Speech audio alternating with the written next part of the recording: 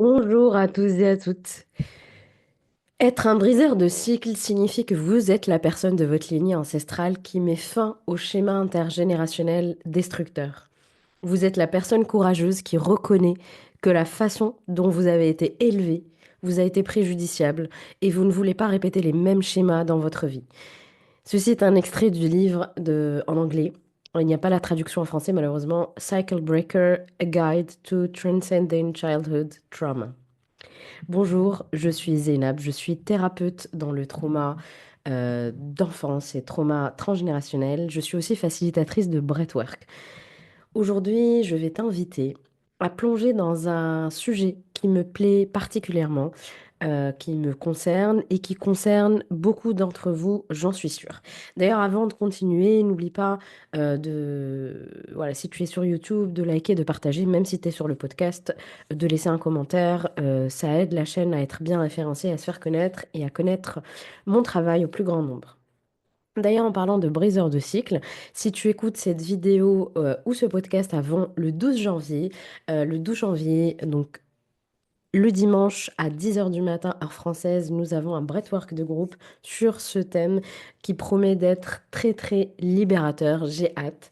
Et bien sûr, tu as, quand même tous les mercredis, tous les dimanches, un breathwork de groupe sur différentes thématiques, donc qui pourront te concerner, même si tu vois cette vidéo après.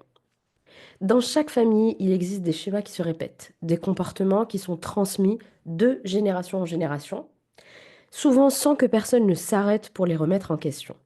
Et ces schémas peuvent inclure des blessures émotionnelles, des croyances limitantes, des émotions refoulées, des relations dysfonctionnelles. On va voir un petit peu en détail tout ça.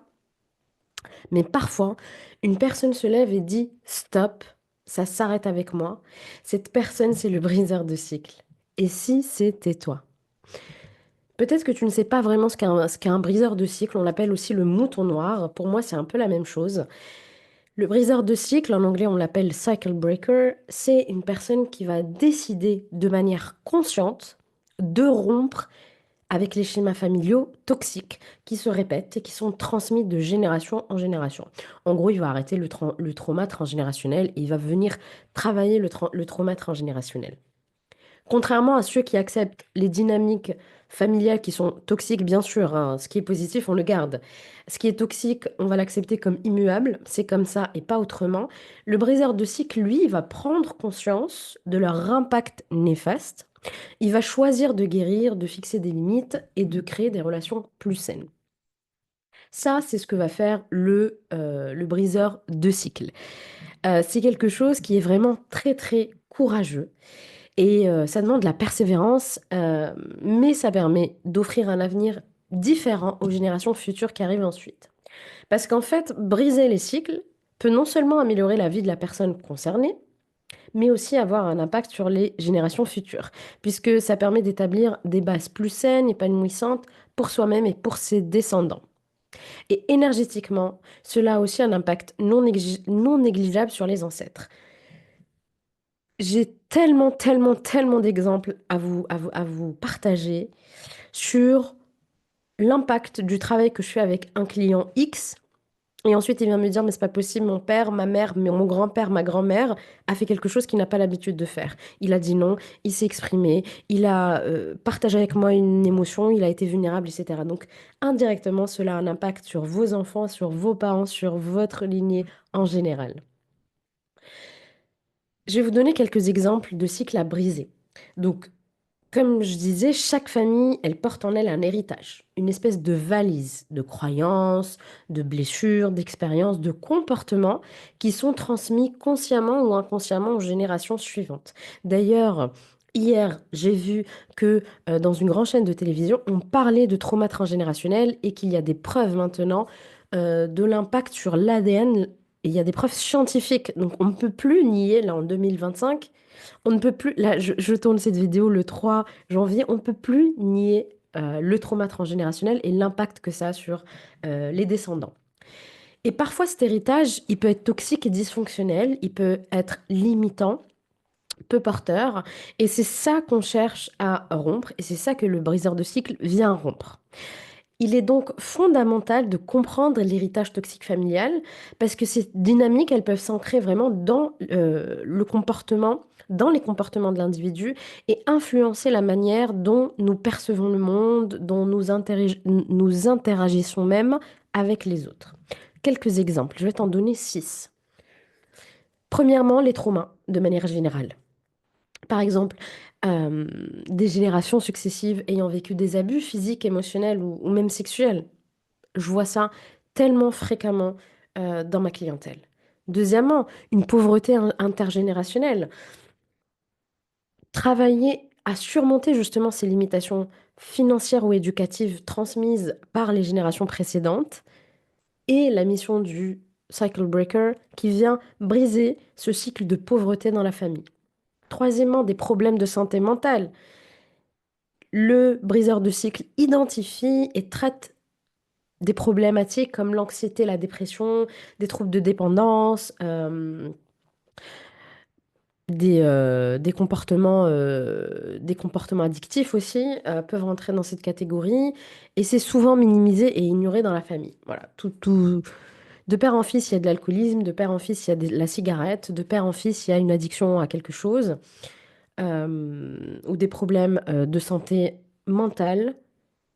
Et le briseur de cycle vient mettre en lumière tout ça et dire, attends, il y a un truc parce que moi, je fais de l'anxiété, ma mère, ma grand-mère, mes tantes, voilà. Donc il y a quelque chose qui se répète et le briseur de cycle prend conscience de ça et travaille sur ça, sur les loyautés inconscientes qu'il y a, etc., etc. Quatrièmement, quatrième exemple, les dynamiques familiales toxiques de manière générale.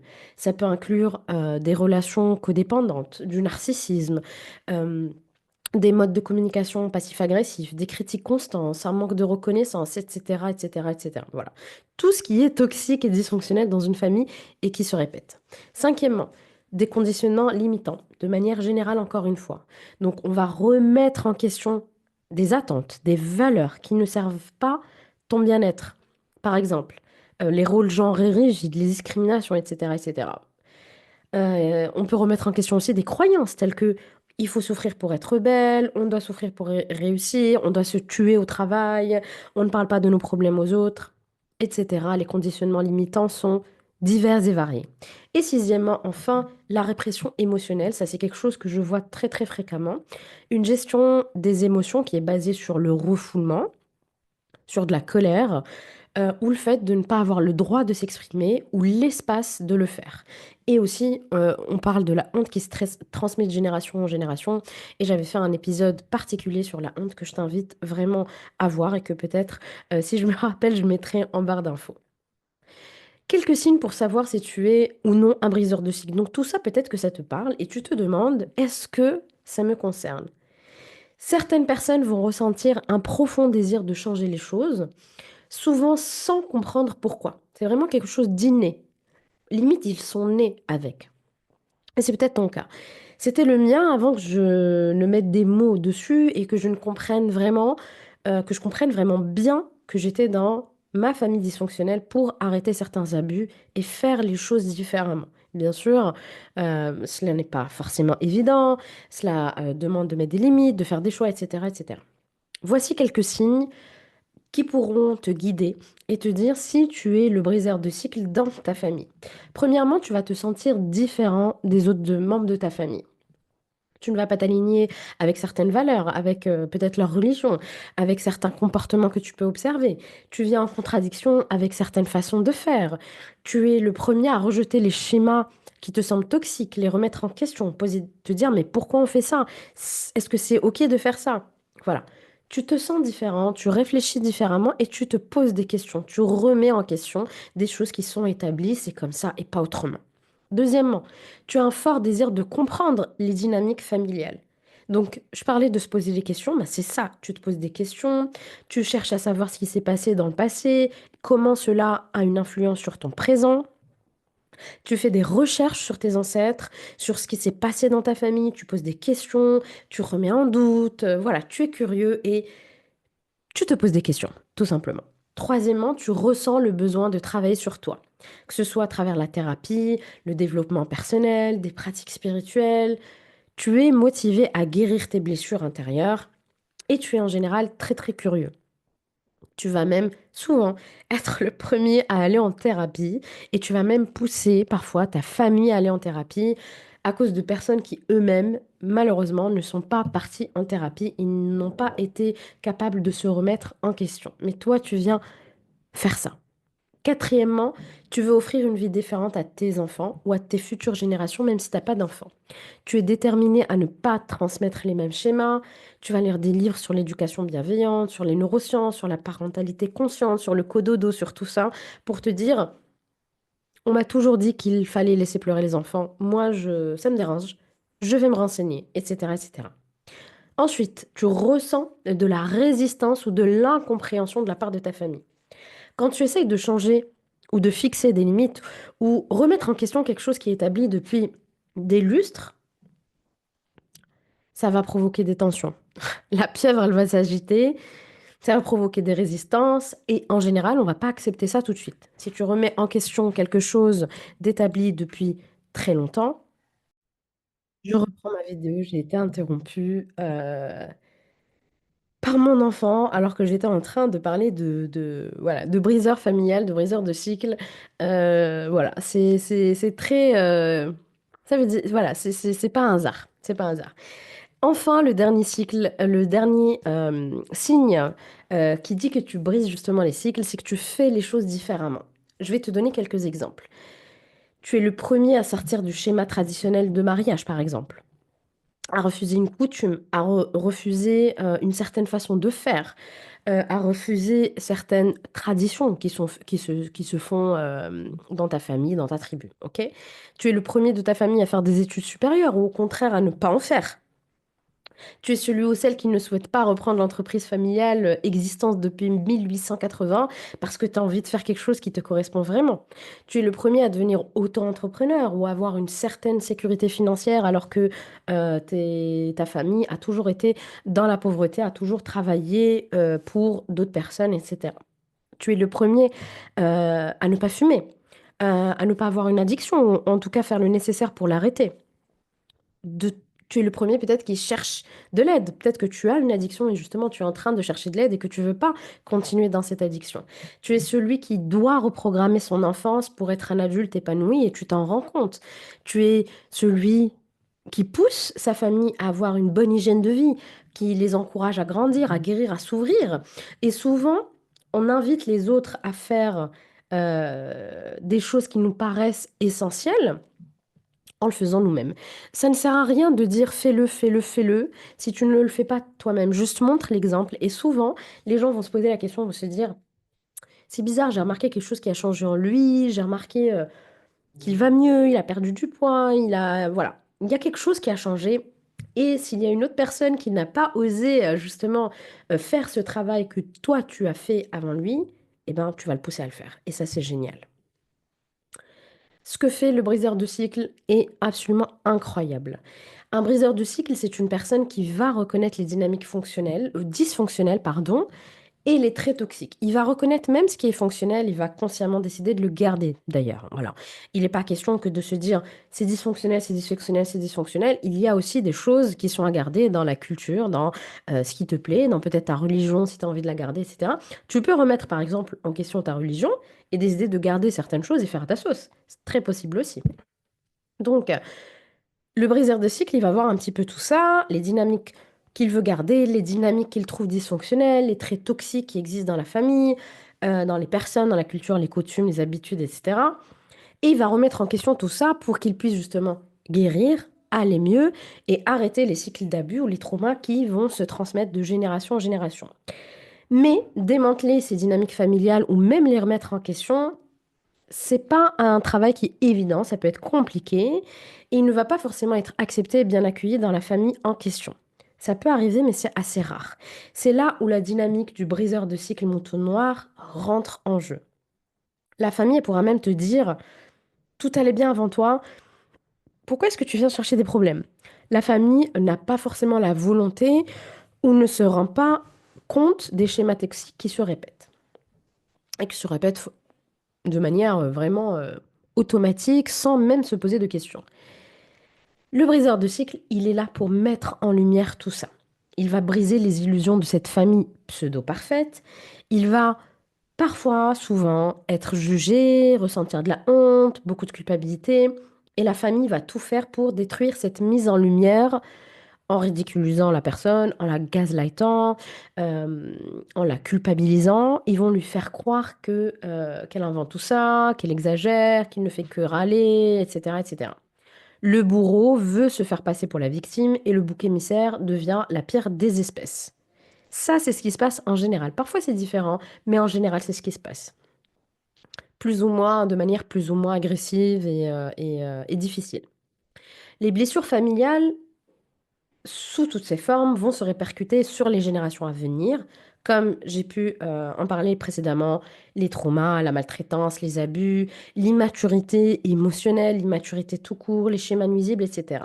Mais toi qui es en train de m'écouter, si tu es encore jusque-là, aujourd'hui, tu as le choix d'arrêter tout ça.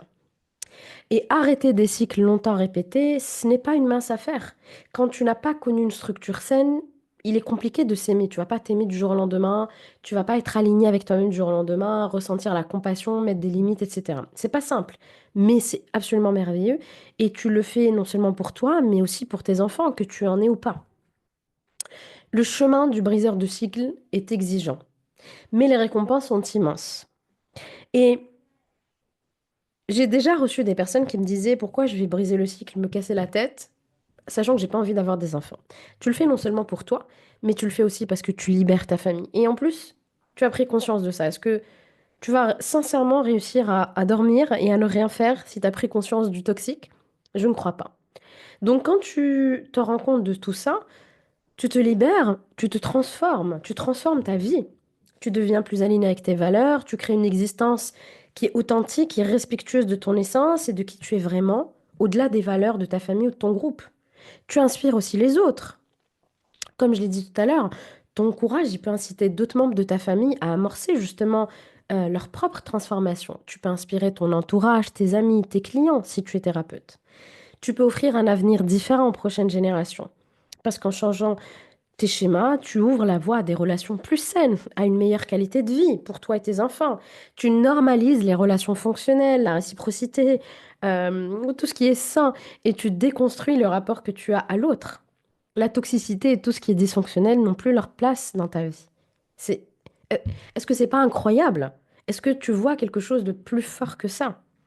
Maintenant, ta question, c'est, OK, je me suis reconnue dans tout ça, je me remets en question, je suis le briseur de cycle, qu'est-ce que je fais de tout ça? Comme je te disais, et je vais le répéter, je me répète, mais c'est très important que tu, vraiment que tu en prennes compte, c'est que briser un cycle familial demande beaucoup, beaucoup de courage, demande de la patience. Et ça demande un travail, c'est pas un truc que tu fais et puis c'est fini, c'est vraiment un travail, c'est le chemin de vie et tu bâtis les structures pour pouvoir de temps en temps revenir sur certaines blessures et aller encore plus en profondeur. Et voici quelques étapes pour amorcer ce processus. Un, reconnaître les schémas et prendre conscience de ce qui est dysfonctionnel. Tu peux pas guérir quelque chose dont tu n'as pas conscience. C'est impossible. Donc, il va s'agir d'identifier les comportements, les croyances qui ne te servent plus, et cela va demander un travail introspectif, un coaching, une thérapie. Je propose d'ailleurs un petit peu ces questions-là dans mon programme autonome pour guérir l'enfant intérieur que je t'invite à aller voir, que je vais linker en barre d'infos. Pose-toi euh, les questions, certaines questions pour justement identifier les schémas problématiques et je vais te donner quelques exemples. Est-ce qu'il y a est-ce qu'il y a des comportements récurrents dans ta famille qui te semblent négatifs ou nuisibles? Des critiques constantes, un manque de communication, des abus, de la dépendance, des addictions, des comportements de victime aussi, ça peut être quelque chose qui se répète. Est-ce qu'il y a des croyances ou des phrases que tu as souvent entendues et qui te limitent aujourd'hui? On n'a jamais assez d'argent, il faut souffrir pour réussir, l'amour, ce n'est pas fait pour tous, les hommes sont tous des cons, etc., etc. Est-ce que tu ressens des blocages émotionnels ou des réactions disproportionnées face à certaines situations? Est-ce que tu es submergé par certaines émotions? Est-ce que tu as observé des répétitions dans tes choix, dans tes comportements? Des relations toxiques, de la procrastination, des problèmes au travail, etc. Une fois que tu as identifié tous ces cycles, Le but est d'en comprendre l'origine. Voici quelques pistes à explorer. Un retour sur le passé, et ça je te propose ça aussi dans le programme pour guérir l'enfant intérieur. Quelles expériences ou interactions avec ta famille ou ton entourage ont nourri ces schémas? Est-ce que ça vient de l'enfance? Est-ce que ça vient des croyances familiales ou culturelles? Est-ce qu'il y a des règles ou des valeurs implicites dans ton environnement qui contribuent à ces cycles répétés? Est-ce qu'il y a des choses qui se répètent de génération, excusez-moi, de génération en génération et il s'agirait donc d'aller effectuer un travail en psychogénéalogie? Et puis enfin, les émotions. Est-ce, est-ce qu'il y a des émotions qui sont répétées dans ta famille? Culpabilité, honte, peur. Est-ce qu'il y a des émotions en toi qui sont similaires à ceux de ta famille? Donc, une fois que tu as pris conscience de tout ça, donc l'étape la plus importante, c'est de prendre conscience de tout ça, de comprendre, d'aller peut-être chercher l'origine. On n'est pas obligé de trouver l'origine pour travailler tout ça, hein. Attention, hein. Si t'as pas forcément l'origine, c'est pas très grave parce qu'on travaille avec le corps, l'inconscient, etc. Mais on essaie quand même de conscientiser un maximum de choses. Et ensuite, on travaille sur les émotions. Ça, c'est l'étape numéro 2. Un, prise de conscience. 2, travail sur les émotions.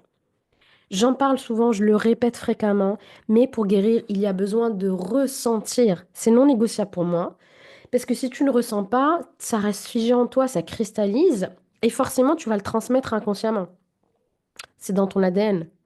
La libération émotionnelle est essentielle. Ça peut inclure le pardon si c'est nécessaire, si c'est disponible pour toi, mais aussi l'expression de la colère, la tristesse, la honte, et parfois même l'expression des émotions positives, la joie, le bonheur, la sensualité que tes ancêtres ne se sont jamais permis d'exprimer. Et pour travailler sur les émotions, il y a besoin que tu trouves les outils qui te correspondent. J'ai des séances de FT, Emotional Freedom Technique, sur ma chaîne YouTube d'ailleurs, sur mon programme sur l'enfant intérieur, ou sinon il y a le breathwork que je t'invite vivement, vivement, vivement à essayer parce que c'est la meilleure manière pour moi de d'exprimer tes émotions. Une fois que tu as pris conscience, que tu travailles sur tes émotions, tu viens travailler tes limites. Tu apprends à dire non. Tu apprends à protéger ton énergie. Et cela voudrait peut-être dire prendre la distance avec certains membres de ta famille si c'est nécessaire, ou à minima établir des limites saines qui sont respectueuses de ton intégrité, de ton énergie, de tes besoins. Ensuite, investir dans ton développement personnel, lecture, thérapie, coaching, méditation, breathwork. Trouve les outils qui te permettent de guérir, de grandir, et fais-toi accompagner si c'est nécessaire pour t'aider à avancer plus vite, avoir tes angles morts et être porté dans ton chemin de guérison.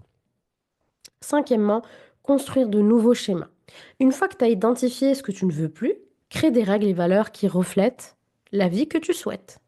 C'est pour ça que travailler sur ces valeurs est une nécessité et je fais ça avec les personnes que j'accompagne en coaching de longue durée. Quelles sont tes valeurs? Est-ce que tu vis en respectant tes valeurs ou est-ce que tu vis selon les valeurs des autres? Ça, c'est très important.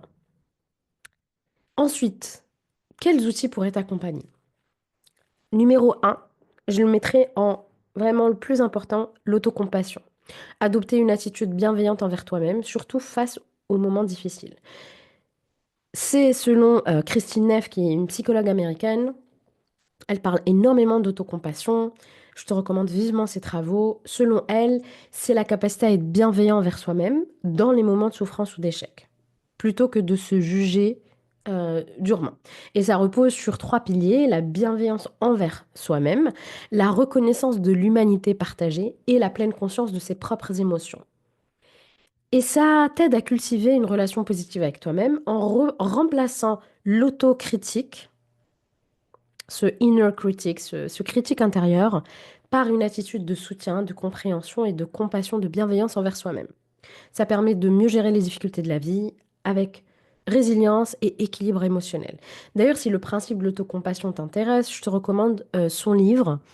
Donc, Christine Neff, N-E-2-F, S'aimer, comment se réconcilier avec soi-même. Et le titre en anglais, c'est Self-Compassion, the Proven Power of Being Kind to Yourself. Et ce livre, il propose des concepts très clairs pour moi, des exercices, des outils concrets pour intégrer l'autocompassion dans ta vie. Et je ferai probablement un épisode sur ça parce que j'estime que c'est un pilier fondamental de la guérison. Ensuite, la thérapie et l'accompagnement. Travailler avec un thérapeute ou un coach pour explorer les traumatismes ou les croyances profondes. On peut faire ça en one-to-one avec moi.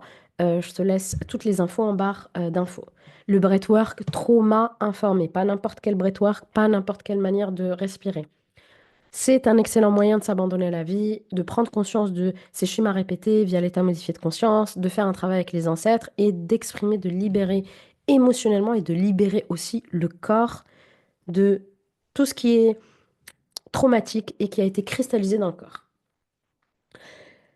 Le breathwork, par contre, pardon, quand il est trauma informé, va t'aider à réguler le système nerveux, te permettre de sortir des états de survie qui sont justement liés au traumatisme, que ces traumatismes soient d'enfance ou même transgénérationnels.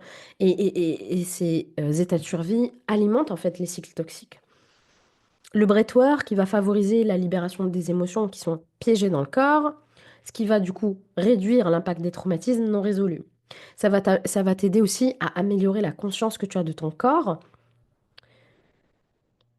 et le trauma, il est stocké dans le corps. Donc ça va interrompre en fait les schémas automatiques et négatifs. Ça va aussi renforcer ta capacité à t'autoréguler. Le breathwork va t'aider aussi à ressentir de la compassion envers toi-même, à maîtriser tes émotions et à ressentir de l'amour inconditionnel envers toi et les autres.